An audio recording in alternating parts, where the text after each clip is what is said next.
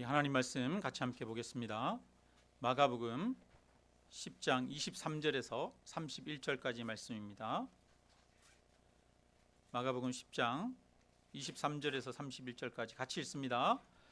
예수께서 둘러보시고 제자들에게 이르시되 재물이 있는 자는 하나님의 나라에 들어가기가 심히 어렵도다 하시니 제자들이 그 말씀에 놀라는지라.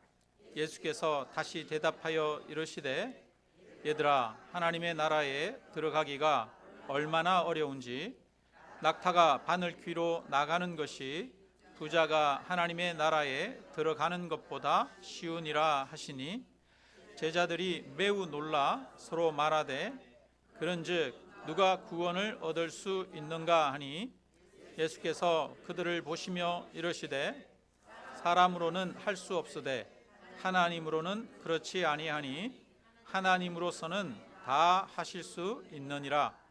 베드로가 여짜와 이르되 보소서, 우리가 모든 것을 버리고 주를 따랐나이다.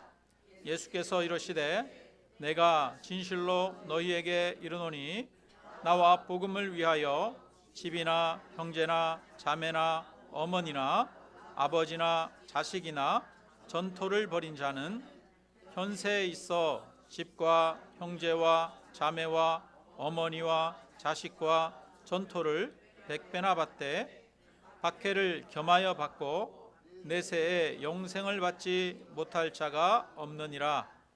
그러나 먼저 된 자로서 나중되고 나중된 자로서 먼저 될 자가 많으니라. 아멘. 네. 할렐루야. 네. 제가 주일날 설교 말씀을 전할 때 본문을 제가 결정하지 않습니다. 본문은 어떻게 결정하는지 아시죠?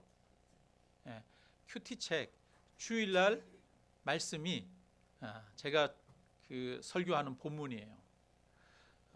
오래전부터 이렇게 해오고 있었는데요. 그래서 큐티책을 가지고 우리 월, 화, 수, 목, 금, 토, 일 제가 쭉 이렇게 다 한 주간 동안 설교를 하게 되는데 우리 성도님들은 그 큐티책을 따라서 이렇게 같이 큐티를 해 나가시면 이 성경 설교를 할 때 제가 주일날 설교할 때 설교를 잘 이해하실 수 있습니다. 그리고 미리 집에서 그 다음 주 설교가 뭔지, 오늘 설교가 뭔지 집에서 확인하고 오실 수도 있고요. 그래서 성경을 읽고 묵상해보고 오셔서 목사님은 어떻게 설교하는지, 내가 묵상한 것과 어떻게 다른지 비교할 수도 있고요. 그래서 이 성경을 이렇게 묵상하는 법, 성경을 보는 법을 배울 수도 있습니다. 여러분, 다음 주 설교 본문이 어딘지 알 수 있겠죠? 네, 다음 주 설교 본문은 다음 주 주일날 큐티 본문이에요. 그러니까 큐티를 하시면 2배, 3배로 더 많이 설교를 이해할 수 있고 또 많은 것들을 배울 수가 있습니다. 그래서 성도님들 꼭 큐티를 하시기를 바랍니다. 이번 달 큐티 책이 없으신 분들은 주보에 보면 주보에 이번 주 큐티 본문이 이렇게 나오죠. 주보 뒷부분에. 그러니까 그 본문을 보고 성경을 보시면서 큐티를 하셔도 되고요. 또 가급적이면 큐티 책을 구입하셔서 성도님들이 꾸준하게 큐티를 하시면서 성경을 보는 안목도 길러가시고 또 하나님의 말씀을 삶에 적용하는 그런 삶을 사시기를 바랍니다. 네. 오늘 이제 본문에 보면 본문의 앞에 나오는 내용과 연결됩니다. 어제 그 본문에 보면 예수님이 길을 가고 계시는데 많은 사람들이 예수님을 따랐겠죠. 그런데 그때 한 사람이 갑자기 달려옵니다. 그리고 예수님 앞에 털썩 꿇어 엎드립니다. 당시에 사회에서 존경받는 사람이 길거리에서 젊은 랍비 앞에 꿇어 엎드린다는 것은 아주 이례적인 그런 일입니다. 이 사람은 부자였고 젊은 청년이었습니다. 그런데 이 사람의 마음속에는 해결되지 않는 질문이 있었던 것이죠. 그의 마음에는 한 가지 불안이 있었습니다. 나는 정말 영생을 얻었는가? 사랑하는 성도 여러분, 돈이 있다고 해서 돈이 있어도 해결되지 않는 질문이 있습니다. 명예가 있다고 해서 해결되지 않는 질문이 있습니다. 그것은 바로 영원에 대한 질문인 것이죠. 우리는 어떻습니까? 영생에 대한 확신이 있습니까? 사람의 마음 깊은 곳에는 영혼을 향한 갈망이 있습니다. 그러나 죄로 인해 많은 사람들이 그 갈망을 하나님이 아닌 다른 것으로 채우려고 합니다. 그러나 모든 것을 다 가져보아도 채울 수 없는 갈증이 있었던 것이지요.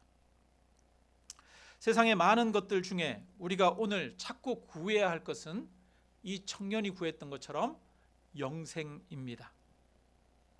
우리 모든 성도님들이 영혼을 향한 갈망을 가지고 오늘도 주님 앞에 나온 이 청년처럼 꿇어 엎드려 물으시기를 주님의 이름으로 축원합니다. 이 부자 청년이 예수님께 질문합니다. 많은 경우에는 질문 속에 그 사람의 생각이 담겨 있는 경우가 있죠. 이렇게 질문합니다. 선한 선생님, 어떻게 하면 내가 영생을 얻을 수 있습니까? 선한 선생님이라고 예수님을 부릅니다. 여기에도 이 사람의 생각이 담겨 있는 거예요. 예수님이 이렇게 말합니다. 네가 어찌하여 나를 선하다 일컫느냐? 하나님 한 분 외에는 선한 이가 없느니라. 이 말씀을 오해하는 경우가 있어요. 그러면 예수님도 선한 분이 아니신가? 이렇게 오해할 수 있습니다. 그러나 그런 뜻이 아닙니다. 예수님, 나는 선하지 않고 하나님 아버지만 선한 분이야, 이런 의미가 아니죠. 지금 예수님은 두 가지를 동시에 드러내고 있습니다. 첫째, 선함에 대한 착각을 하고 있다는 거예요. 이 청년이 예수님에게 와서 예수님을 랍비라고 부릅니다. 예수님을 사람들 중에 한 사람이라고 생각하는 거예요. 그런데 사람들 중에 하나인 예수님을 보고 선한 분이라고, 그렇게 선한 선생님이요 라고 말합니다. 그런데 성경에 보면 하나님 외에는 선한 사람이 없습니다. 의인은 없나니 하나도 없다고 말씀하십니다. 우리가 선하다고 하는 행동조차도 하나님 앞에서는 완전하지 못합니다. 그래서 이사야서에 보면 우리의 의는 더러운 옷과 같다, 이렇게 말씀합니다. 이 청년은 사람이 선할 수 있다라고 생각을 하고 있는 거예요. 그런데 하나님은 이 청년의 생각을 무너뜨리는 겁니다. 하나님 앞에 선한 사람은 없다, 이것을 가르쳐 주는 것이죠. 그리고 또 말씀합니다. 이 청년에게 자신이 누구인지를 질문하고 있는 것입니다. 이 청년은 예수님을 향해서 선한 선생님이라고 말합니다. 많은 사람들 중에 하나라고 생각한 거죠. 그러면서도 예수님을 선하다고 말했습니다. 예수님이 하나님 외에는 선한 사람이 없다. 이 말은 네가 나를 정말 선하다고 부른다면 너는 내가 누구라고 생각하느냐? 너는 나를 하나님인 줄 믿느냐? 이런 문제 제기이기도 합니다.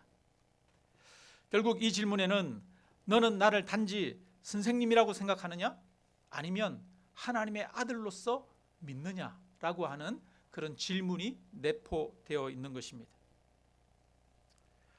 이 청년이 내가 어떻게 하면 영생을 얻을 수 있습니까? 묻습니다. 어떻게 하면, 내가 노력하면 내 힘으로 영생을 얻을 수 있는 방법이 있습니까? 라고 묻는 것이죠. 영생은 나의 노력의 대가다라고 생각하는 마음이 있습니다. 여러분은 어떻게 생각하십니까?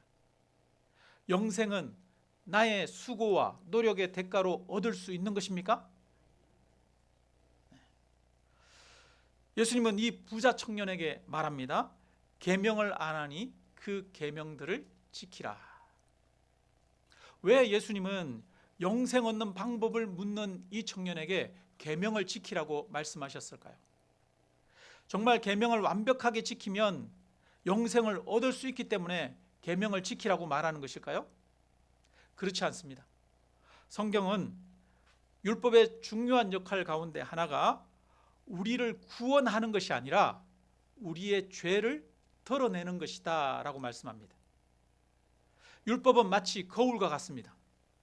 거울은 우리의 얼굴을 깨끗하게 만들어주는 것이 아니라 우리의 얼굴에 무엇이 묻어 있는지를 알 수 있게 해줍니다. 그것처럼 율법도 마찬가지입니다. 율법을 보면서 우리가 그것이 그 율법이 우리를 의롭게 만들어주는 것이 아니라 우리의 죄가 무엇인지 드러나게 하는 것이지. 예수님은 이 청년에게 계명을 말씀하심으로써 계명을 완전히 지킬 수 없는 너 자신을 보라고 말씀하시는 것입니다. 그런데 청년이 말합니다. 나는 어려서부터 이것들을 다 지켰습니다 라고 말하는 거예요. 그는 스스로 생각하기를 나는 괜찮은 사람이다, 나는 율법을 다 지키는 사람이다 라고 착각을 하고 있는 것입니다. 그래서 예수님이 추가로 한 가지 더 말씀하십니다.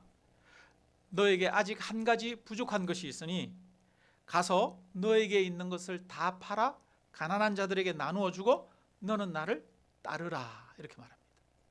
그런데 이 청년이 어떻게 합니까? 재물이 많아 슬퍼하며 근심하여 떠났습니다. 예수님이 왜 이 청년에게 재산을 팔아 가난한 자들에게 주고 너는 나를 따르라고 했을까요? 재산을 팔아 가난한 자들에게 주고 예수님을 따르면 그 행위의 대가로 구원을 얻을 수 있기 때문입니까? 아니에요. 그 행위로 구원을 얻을 수 있기 때문에 그런 것이 아니라 예수님은 이 청년의 마음을 아시고 이 청년이 하나님을 의지하는 것보다 돈을 더 의지하고 있다는 것을 드러내기 위해서 말씀하신 것입니다. 10계명의 1계명에 보면 너는 나 외에 다른 신을 내게 두지 말라 말씀하십니다. 2계명은 우상을 만들지 말라라고 말씀하시죠. 이 청년은 율법을 다 지켰다라고 말하는데 정작 1계명과 2계명조차도 지키지 않았어요. 이 청년은 하나님 외에 다른 신을 그 앞에 두었어요. 무슨 신입니까? 재물의 신인 거지. 그는 우상을 섬기고 있었습니다. 그래서 예수님은 이 청년에게 정작 그는 1계명과 2계명도 지키지 못하는 그런 사람이라고 하는 것을 깨닫게 하시는 것이죠. 이 청년에게 재물이 가장 강력한 우상이 되었습니다. 그처럼 오늘 우리에게도 재물은 강력한 우상이 되기도 합니다. 자, 이제 2일 후에 오늘 본문이 시작이 되는 거예요. 2일 후에 예수께서 둘러보시며 제자들에게 말씀하십니다. 재물이 있는 자는 하나님의 나라에 들어가기가 심히 어렵도다. 이렇게 말하니까 제자들의 반응이 어떻습니까? 24절 봅시다. 24절 제자들이 그 말씀에 놀라는지라. 여러분, 제자들이 그 말씀에 놀랐어요. 부자들은 천국에 들어가기가 어렵다 이렇게 말씀하시니까 놀랐어요. 왜 제자들이 놀랐을까? 제자들의 생각과 반대되기 때문이 어찌 않겠습니까? 이 당시에 가난한 사람이 천국에 들어가는 게 쉽다고 생각했을까요? 부자들이 천국에 들어가는 것이 쉽다고 생각했을까요? 부자들이 천국에 들어가는 것이 더 쉽다고 생각하지 않았겠습니까? 구약부터 보면 부는 하나님의 축복으로 여겼습니다. 하나님으로부터 축복을 받은 사람이 하나님 나라에 가깝다고 생각했겠죠. 부자들이 율법을 잘 지킬 수 있습니까? 가난한 자들이 율법을 잘 지킬 수 있습니까? 가난한 자들은 안식일을 지키기도 어렵고 또 하나님 앞에 예물과 제물을 드리기도 힘들고 정결 예식, 손을 씻고 정결 예식을 행하기도 어려웠을 것입니다. 그러나 부자들은 안식일을 지키기 쉬웠고 하인들을 두고 있어서 언제든지 물을 떠오게 해서 정결 예식을 행할 수 있었고 하나님 앞에 많은 제물을 드리고 또 구제를 행하며 선한 일을 행할 수 있었습니다. 그러니까 부자들이 계명을 더 잘 지키는 거예요. 부자들이 하나님 나라에 더 가까울 거라고 생각했는데 예수님은 반대로 말씀하십니다. 부자들이 천국에 들어가기가 심히 어렵다. 하나님 나라에 들어가기가 어렵다. 여러분, 그러면 가난한 사람은 천국에 들어가기가 더 어려울까요? 덜 어려울까요? 제자들이 느낀 거는 야, 부자들도 어려운데 그러면 가난한 사람들은 더 어렵겠네? 이렇게 여겼겠지요. 부자들은 천국에 들어가기가 어려우니까 가난한 사람들은 천국에 들어가기가 쉬워, 이런 의미가 아닐 수 있습니다. 자, 그 다음에 예수님이 또 말씀하십니다. 25절 같이 읽습니다. 낙타가 바늘귀로 나가는 것이 부자가 하나님의 나라에 들어가는 것보다 쉬우니라. 여러분, 낙타는 이 당시에 가장 큰 동물입니다. 그 지역에. 그리고 바늘귀는 가장 작은 구멍입니다. 낙타가 사람보다 훨씬 크잖아요. 그 낙타가 바늘귀 앞에 서 있어요. 그 낙타가 바늘귀 안으로 들어간다고 생각해 보십시오. 가능합니까? 아니, 도저히 불가능한 거잖아요. 이 말은 부자가 구원을 얻을 수 있다, 없다? 없다. 부자가 하나님의 나라에 들어가는 것이 가능하다, 불가능하다? 불가능하다, 이런 말이에요. 그래서 제자들은 놀랍니다. 26절 같이 읽습니다. 제자들이 매우 놀라 서로 말하되 그런즉 누가 구원을 얻을 수 있는가 하니, 제자들이 예수님의 이 말을 듣고 매우 놀랐습니다. 그리고 이들이 생각한 거는 야, 그러면 누가 구원을 얻을 수 있어? 이 말은 무슨 말입니까? 구원을 얻을 수 있는 사람이 있다, 없다? 그러면 우리가 구원 얻는 건 불가능하겠네? 이렇게 생각하는 것이죠. 구원 얻는 것은 쉬운 일입니까? 어려운 일입니까? 쉬운 일도 아니고 어려운 일도 아니에요. 불가능한 일이라는 거예요. 불가능한 일. 바로 그때 예수님이 27절을 말씀하십니다. 같이 읽습니다. 예수께서 그들을 보시며 이르시되 사람으로는 할 수 없으되 하나님으로는 그렇지 아니하니 하나님으로서는 다 하실 수 있느니라. 아멘. 사람으로는 할 수 없으되 누구나 할 수 있다? 하나님으로는 하신다. 다 하실 수 있느니라. 그러니까 구원은 누가 하는 거라는 거예요? 하나님이 하는 것이지 내가 하는 게 아니라는 거예요. 내가 애쓰고 노력하고 수고하고 계명을 지켜서 착하게 살아서 내 힘으로 구원을 얻는 것이 아니라는 거예요. 구원은 내가 하는 것이 아니라 하나님이 하시는 거예요. 내 힘으로 하는 것은 불가능하다. 이것을 말씀하시는 것입니다. 그런데 나는 할 수 없지만 하나님이 하시기 때문에 구원은 가장 완전하고 확실한 것이죠. 하나님은 우리의 구원을 위해 예수님을 이 세상에 보내시고 십자가에서 우리 죄를 대신 짊어지게 하셨습니다.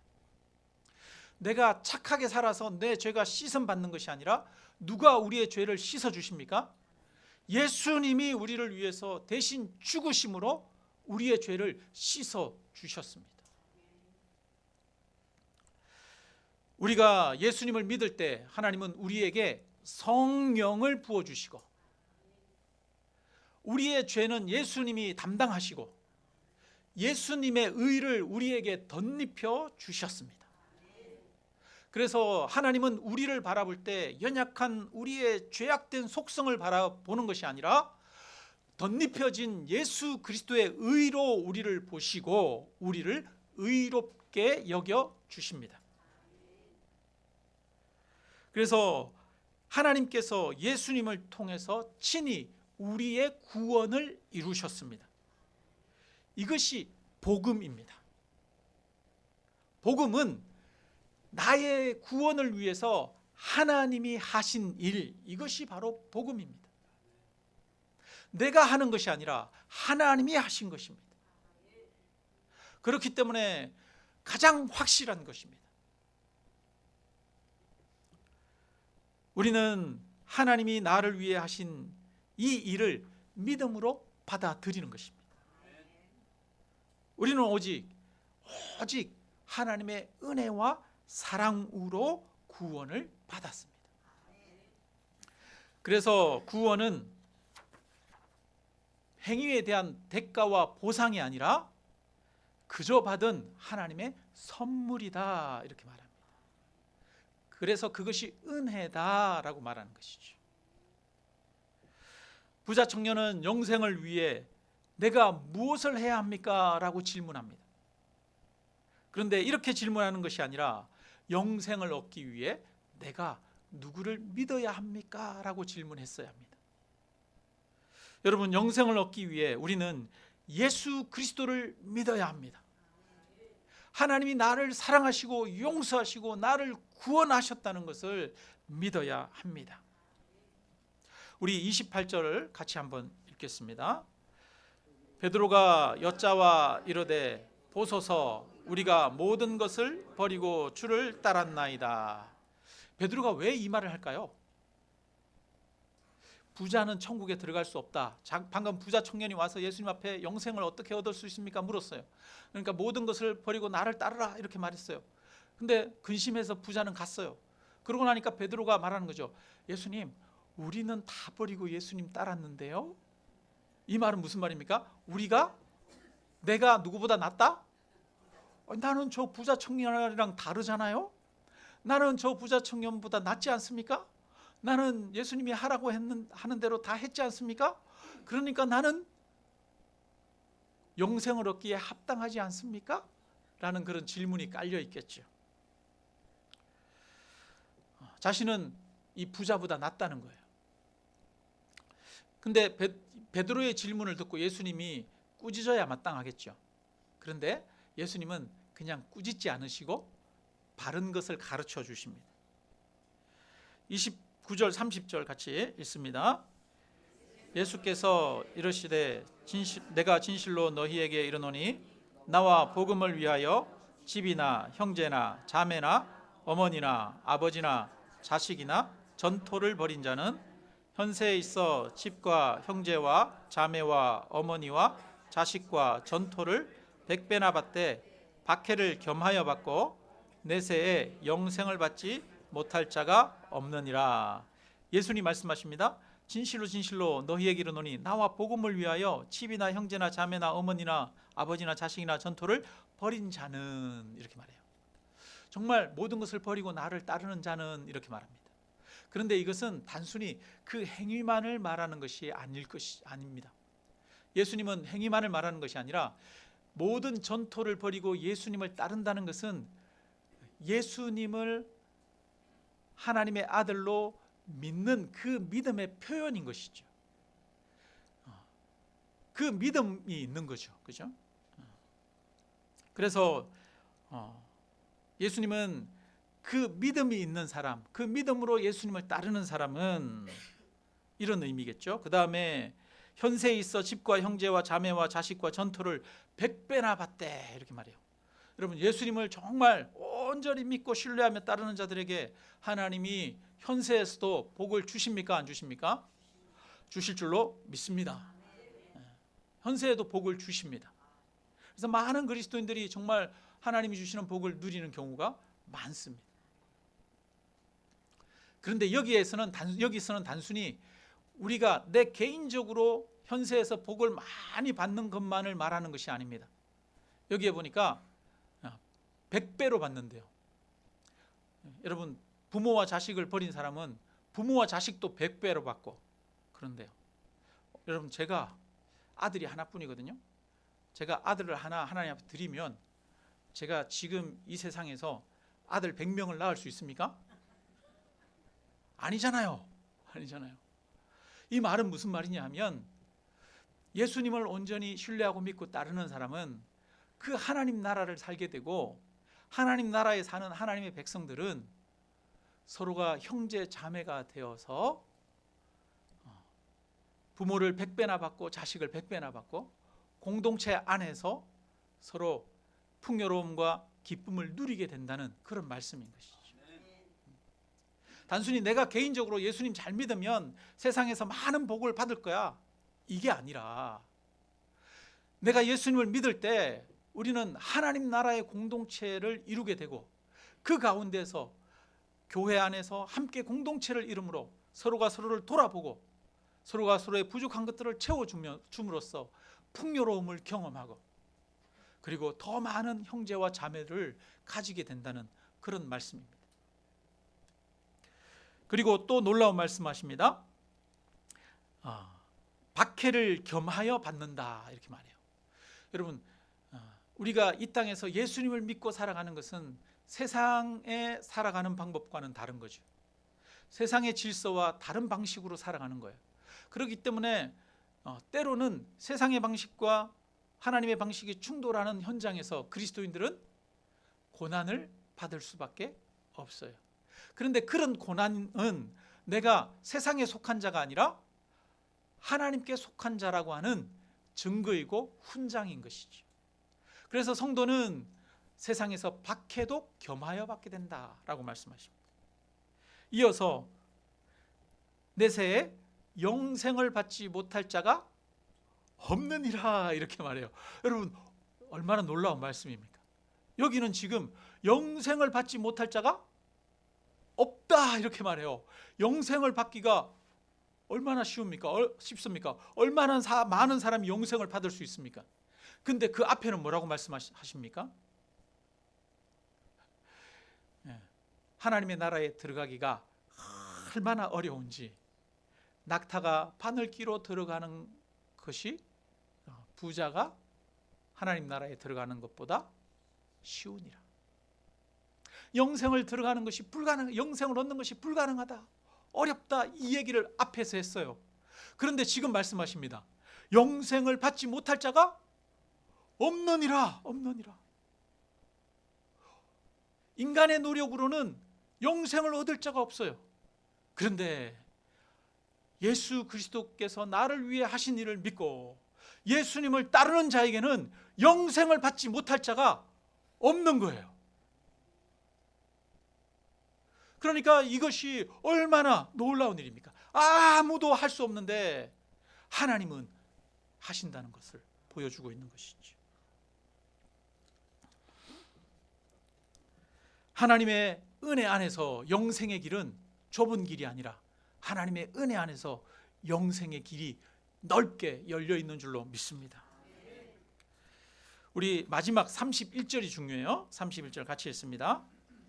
그러나 먼저 된 자로서 나중되고 나중된 자로서 먼저 될 자가 많으니라. 이 말씀은 단순히 순서가 바뀐다, 먼저 왔는데 뒤로 가야 되고 뒤에 왔는데 앞으로 가고 이런 말씀이 아닙니다. 하나님의 나라의 질서와 세상 나라의 질서가 다르다는 것을 이야기하는 겁니다. 세상에서는 어떤 사람이 먼저입니까? 돈 많은 사람, 똑똑한 사람, 능력 있는 사람, 성공한 사람, 이런 사람들이 세상에서는 먼저죠. 종교적으로도 마찬가지죠. 누가 먼저입니까? 교회 안에서 기도 많이 하는 사람, 봉사 많이 하는 사람, 헌금 많이 하는 사람, 신앙 경력이 오래된 사람. 사람들은 자연스럽게 이렇게 생각합니다.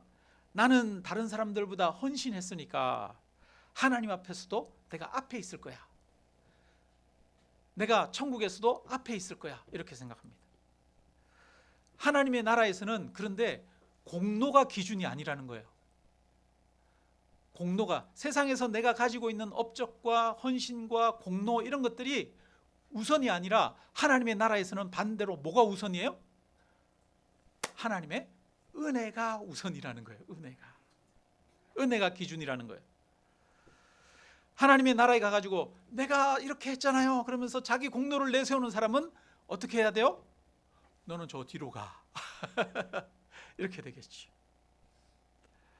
왜냐하면 구원은 사람의 공로로 얻는 것이 아니라 하나님의 은혜로 얻는 것이기 때문입니다. 그래서 하나님의 나라에서는 자기 의를 자랑하는 사람보다 자기 자신의 죄를 아는 사람이 먼저입니다.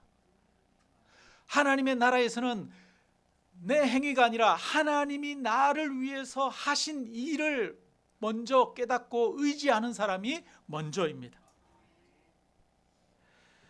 나는 죄인입니다 라고 고백하는 사람, 하나님의 나라에서는 오직 하나님의 은혜만을 붙잡고 의지하는 사람, 이 사람이 먼저라고 하는 거예요. 오늘 말씀을 통해서 우리는 구원이 나의 행위로는 절대로 얻을 수 없고 오직 하나님의 은혜로만 받게 되는 선물이라는 것을 깨닫게 됩니다. 하나님의 나라는 오직 이 은혜로 살아가는 나라입니다. 그렇다면 오늘날 우리는 어떻게 살아야 됩니까? 오늘날 우리는 이 땅에서도 자기 공로로 살아가는 자가 아니라 하나님의 은혜로 살아가는 자가 되어야 합니다. 우리는 자기 의의 옷을 벗어야 합니다. 우리는 종종 이렇게 생각합니다. 나는 저 사람보다 기도를 더 많이 해. 나는 헌금을 더 많이 해. 나는 교회를 오래 다녔어. 그러나 하나님 앞에서는 우리의 자랑이 아무것도 아닙니다. 그런데 우리의 마음에는 공로를 내세우고 싶은 마음이 들죠. 공로를 내세우고 싶은 마음이 들 때 나는 무익한 죄인입니다. 오직 하나님의 은혜로만 구원 얻고 내가 누리는 모든 것이 하나님의 은혜입니다 라고 고백하는 것이 바로 하나님의 나라를 살아가는 사람의 자세입니다. 둘째는 우리 마음의 우상을 내려놓아야 되겠습니다. 예수님이 부자 청년에게 재산을 팔라고 하신 이유는 재물이 그의 마음속에 우상이었기 때문입니다. 우리의 마음속에는 무엇이 가장 많은 자리를 차지하고 있습니까? 혹시 돈입니까? 자녀입니까? 아니면 인정받고 싶은 마음입니까? 이 청년은 재물을 의지하는 것 때문에 예수님을 믿고 따르지 못했어요. 많은 사람들이 자기 지식과 지혜를 믿기 때문에 예수님을 따르지 못할 때가 있습니다.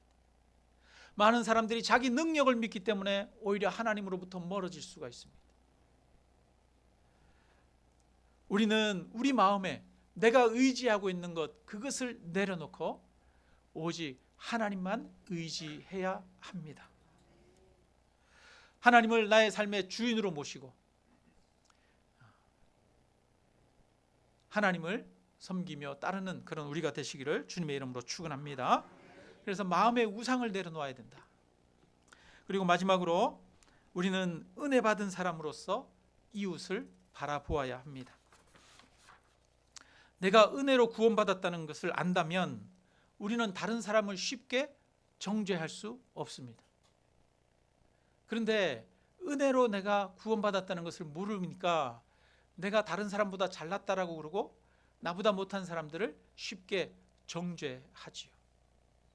여러분, 가정에서든 교회에서든 이 하나님의 나라가 안 되고 세상 나라가 되는 경우가 있어요.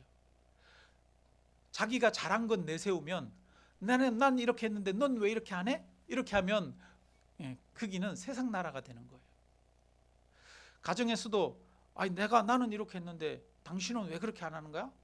그러면서 서로를 비난하고 정죄하게 되면 이 가정이 정말 불행한 곳이 되어지는 것이죠. 가정에는, 교회에는 하나님의 은혜가 있어야 합니다. 하나님이 나를 그저 용서하시고 받아주셨다라고 하는 그 마음이 있어야 되는 거죠. 그래서 가정에서는 자기 부족한 걸 고백해야 되는 거예요. 여러분, 자기가 잘난 것, 자기가 잘한 것을 자랑하는 것이 아니라 내가 부족한 것, 그래서 나중된 자가 먼저 되는 것이잖아요. 그게 하나님의 원리잖아요. 나는 부족합니다. 내가 연약했습니다. 그것을 고백하고, 그리고 오히려 감사한 것을 이야기하고, 그래야 우리가 살아가는 그 공동체가 하나님의 나라가 되어집니다. 여러분, 가정에 하나님의 은혜가 있기를 주님의 이름으로 축원합니다.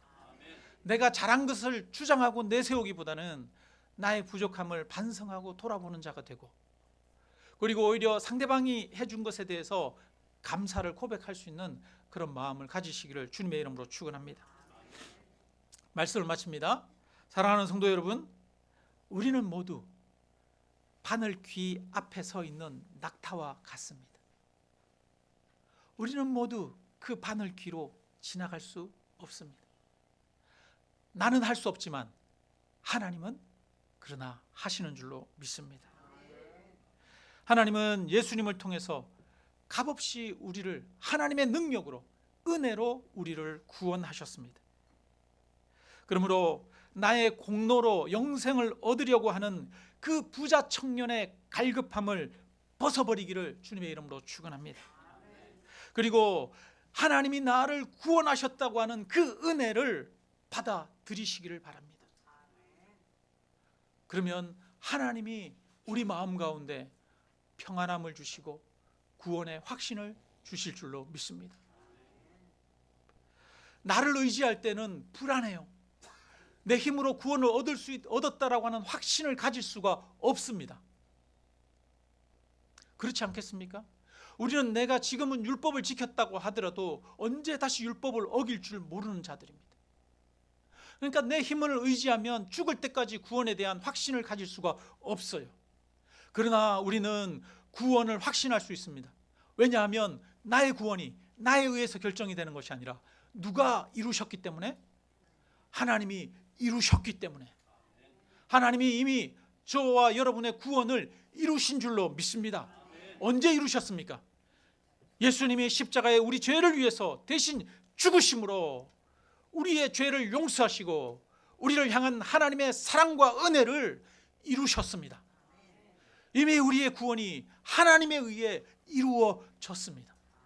이것을 믿음으로서만 우리의 마음 가운데 예수님이 주시는 평안을 누릴 수 있습니다.